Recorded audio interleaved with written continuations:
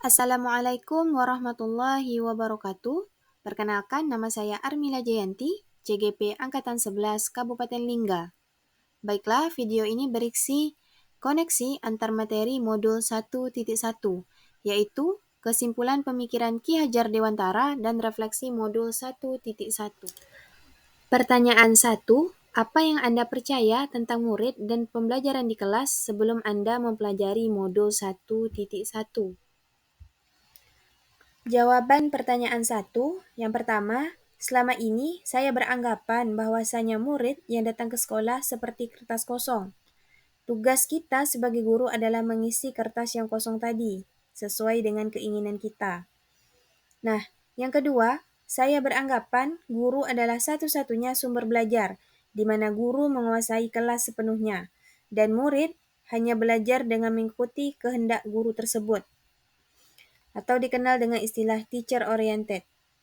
Dan yang ketiga, selama ini saya juga beranggapan anak yang pintar adalah anak yang mendapat nilai tinggi di pelajaran matematika saja, sedangkan di pelajaran lain dianggap tidak penting.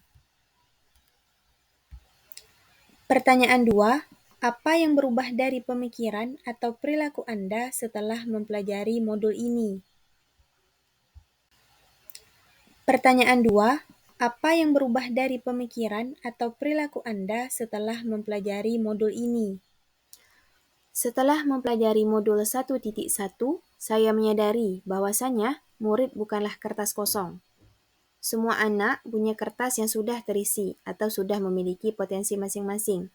Nah, tugas kita sebagai guru adalah menuntun agar potensi mereka tersebut berkembang dengan baik. Yang kedua, menghamba pada anak. Pembelajaran di kelas bukan hanya dikuasai oleh guru, tetapi harus berpusat pada anak. Guru bertugas memfasilitasi gaya belajar murid, agar murid lebih bebas berinovasi dalam pembelajaran. Dan yang ketiga, kodrat setiap anak berbeda. Setiap anak lahir dengan kodrat atau potensi bawaannya masing-masing. Jadi, tidak ada anak yang pintar atau bodoh, melainkan setiap anak akan cerdas di bidang potensinya masing-masing. Tergantung bagaimana guru tersebut menuntun peserta didiknya. Pertanyaan ketiga, apa yang dapat segera Anda terapkan lebih baik agar kelas Anda mencerminkan pemikiran Ki Hajar Dewantara? Pertanyaan ketiga, apa yang dapat segera Anda terapkan lebih baik yang dapat saya terapkan agar kelas saya mencerminkan pemikiran Ki Hajar Dewantara adalah yang pertama, menyadari kodrat atau potensi setiap anak berbeda. Mengenali setiap potensi anak sehingga dapat menyiapkan pembelajaran yang berpihak kepada murid. Yang kedua, itu ada memahami 3 slogan Ki Hajar Dewantara. Seperti yang kita ketahui, Ki Hajar Dewantara terkenal dengan 3 slogannya. Yang pertama itu ada Ingar Sausung Talado, guru harus memberikan contoh yang baik. Yang kedua ada Ing Madio Mangun Korso, guru harus memberikan semangat pada murid. Dan yang ketiga ada Tut Wuri Handayani, guru harus memberikan dorongan atau menjadikan murid mandiri. Nah, sebagai guru, saya berupaya untuk menjadi penuntun bagi mereka untuk mencapai kekuatan kodratnya sesuai dengan alam dan zaman. Kesimpulan pemikiran Ki Hajar Dewantara. Ki Hajar Dewantara merupakan bapak pendidikan Indonesia. Jasanya yang paling dikenal tentunya adalah saat mendirikan Taman Siswa. Taman Siswa merupakan lembaga pendidikan yang memberikan kesempatan bagi para pribumi untuk bisa memperoleh hak pendidikan seperti halnya para priai maupun orang-orang Belanda. Seperti yang kita ketahui, pada zaman kolonial Belanda dulu, pendidikan Indonesia belumlah merata. Hanya orang-orang tertentu yang bisa mendapatkan pendidikan. Nah, ada beberapa poin penting yang saya ambil kesimpulan dari pemikiran Ki Hajar Dewantara, yang itu yang pertama ada pendidikan dan pengajaran.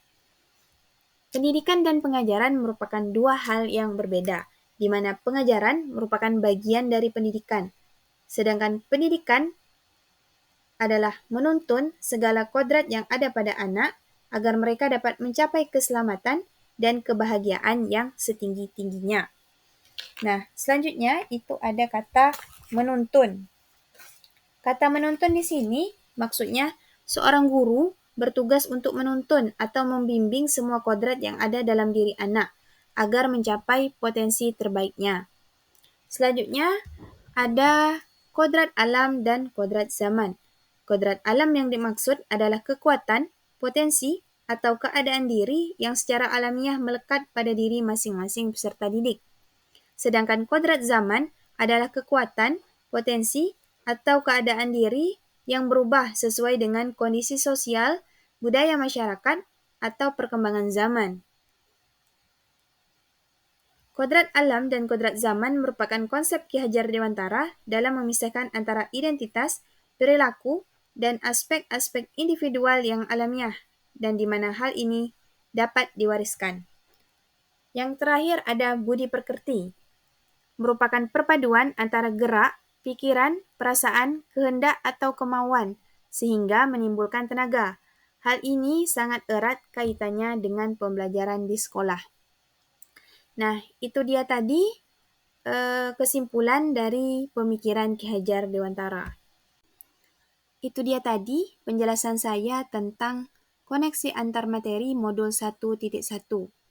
Sekian dan terima kasih. Assalamualaikum warahmatullahi wabarakatuh.